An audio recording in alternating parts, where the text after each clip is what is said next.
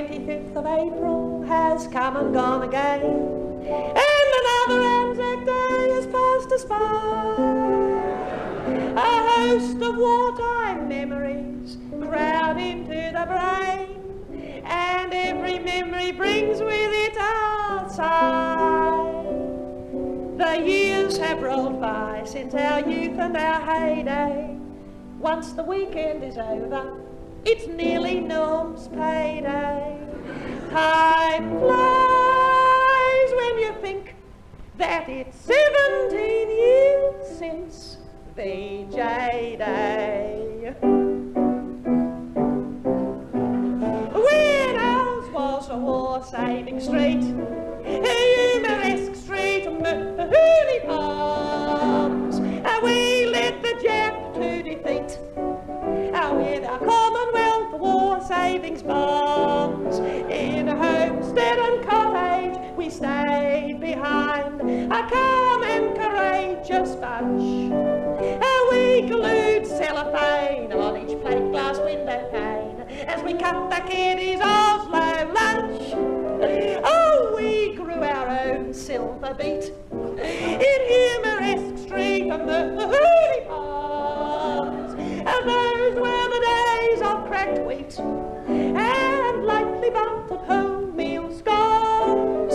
In Scout Hall and schoolroom we did our bits, our duties we never shunned. All that pummel of aftershave, soap and toothpaste we gave to the local comforts fund. No sacrifice was too great. One meal a day without meat, it's a tale they tell in the RSL, when ours was a war-saving street. Though we had to shop with ration books and stores were short of stocks, Australian women helped to turn the tide by collecting fat for Britain and knitting khaki socks. A pair a week on 5 needles was my pride. Now I don't want to sound a conceited old duffer, but our generation was just so much tougher than yours. These young people don't know what it feels like to suffer.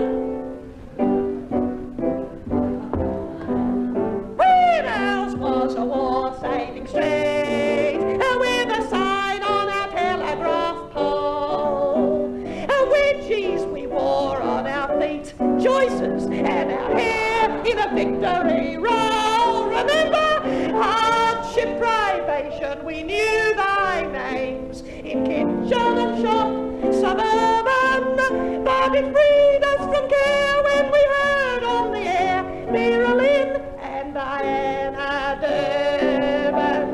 Ours was a firm liberal seat in humoresque street, Mahoney Palms. Chocolates were rather a treat, and we never had enough coupons. The gas producer, the mock cream sponge, the butterless recipe.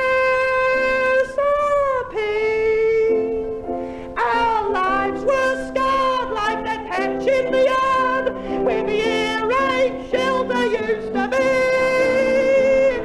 History can sometimes repeat. While there are men, there'll be wars. Ours was a war-saving street. Where's yours? Where's yours?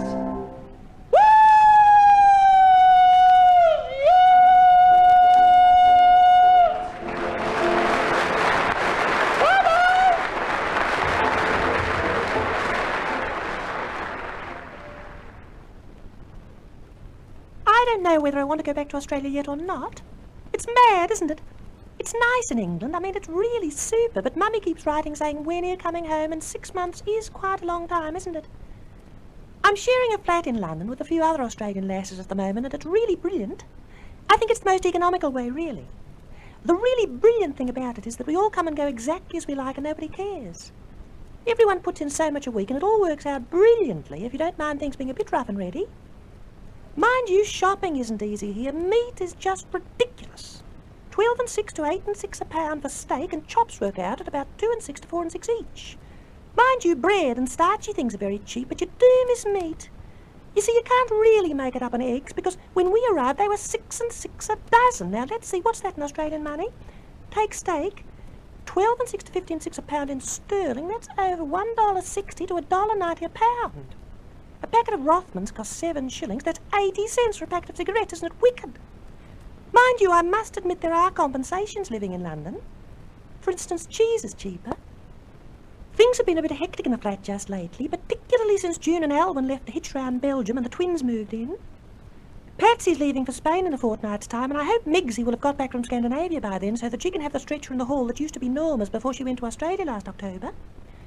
As it is, I don't know where we're going to put Janice when she arrives.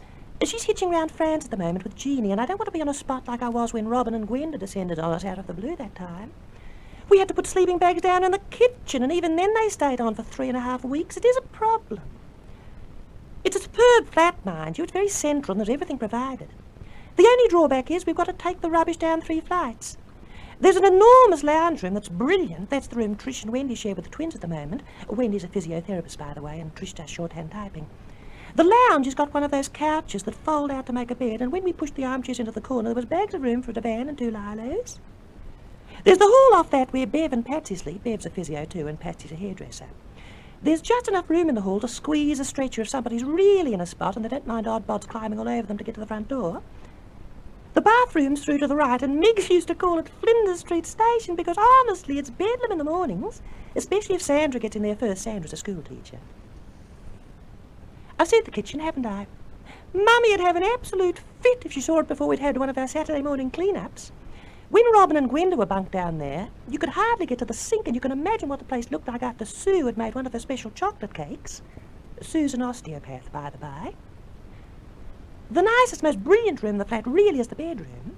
It was a bit on the cramped side at first, but we got ourselves organised, and now it comfortably sleeps 5. Alison used to call it the dorm. At the moment there are only 4 of us there, but I don't know whether Helen's coming back or not. Helen is a comptometrist, and she's left some of her cases here, but no one seems to know what her plans are. Gillian had a card from Edinburgh about the middle of last week, but she didn't say anything about coming back to stay in London. If only people that you know. There's millions of other Australian girls looking for accommodation. We don't know whether to say yes or no. I know Jenny, for one, would adore to stay with us. She's a Mothercraft nurse, and she's terribly lonely in London, naturally.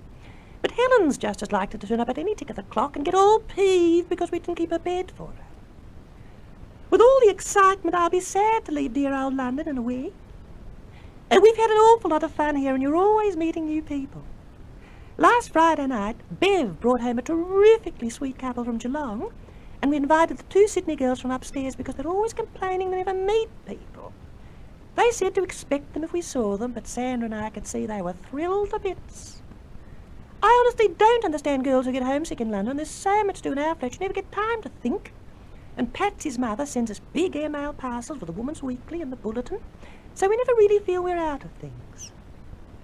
Just before Marilyn Woodbridge went back to Australia, she brought some rather divine clothes, and we had a superb evening trying them all on. There was a brilliant bone linen frock she'd brought on the continent that was so me I could have wept. She really had some beautiful things. She looked really superb in that reindeer coat. Mind you, she must have spent a small fortune on herself, and Sue told me she'd never have to worry. It sounds silly, I suppose, but I don't think I'd like to have as much money as that. Mind you, I don't care what you say. I like Marilyn. I suppose I'll have to start thinking about my own shopping soon. Mummy wrote saying she'd be very cross if I spent money on her, but just to get some little thought for Nana and the aunties. I've got Mummy's present anyway. It's one of those divine Swiss chalet musical boxes with a brilliant little section in it for cigarettes. I know she'll adore it. The other day I went on a shopping expedition with Alwyn. She's a phys ed instructress, and she's going back to Australia on the Strathaired next Wednesday. I could see she'd made up her mind to buy a whole set of silk scarves with views of London, and I just didn't have the heart to tell her I'd seen exactly the same thing in George's before I left. She also insisted on buying a box of Sheffield silver grapefruit spoons. Quite nice, but a bit Mrs. Everage, I thought. When you've been abroad, people like to receive something a bit different, don't they? Anyway, if I don't get all my shopping organised soon, I'll be in a real spot. I've just got to be back in Australia on the 24th of February at the very latest, because Jocelyn leaves for England on the fair sky on the 31st, and I definitely know she's planning to give me a big welcome home party at her place. Besides, I promised Val ages ago I'd give her a fabulous welcome home party. She's arriving back in Melbourne on the Osova on the 26th, which is only a week before Rosemary leaves on one of the Strath boats, and I'd hate not to be there to see her off. To make matters worse, Miriam Mason's giving a combined farewell party to Rosemary and a welcome home party to Max and Ailsa, who will have just got back from the States on the Southern Cross about that time. They gave me a marvellous send-off themselves, so the least I can do is to invite them to the farewell party I'm giving for Shirl and Monica, who are sailing on the Neptunia on March the 3rd. I only hope this won't clash with Tony and Jennifer's wedding on the 30th, or the farewell party Mr. and Mrs. Patterson are giving Lecky before she flies on the Pace Setter on the 3rd of March. The trouble is, if I book on the Aurelia, I'll get back to Melbourne too late. And if I leave London on Boxing Day and take up that booking on the Otranto, I'll miss the brilliant party Miggs and Libby are giving here to welcome Jeanette and Marjorie, who arrived at Southampton on the Orchids on January the 15th. I'd adore to see everyone, of course, but I can't do the impossible. It's funny to think I'll be back in Melbourne in such a short time. I don't know what I'll do. It'll be all so different.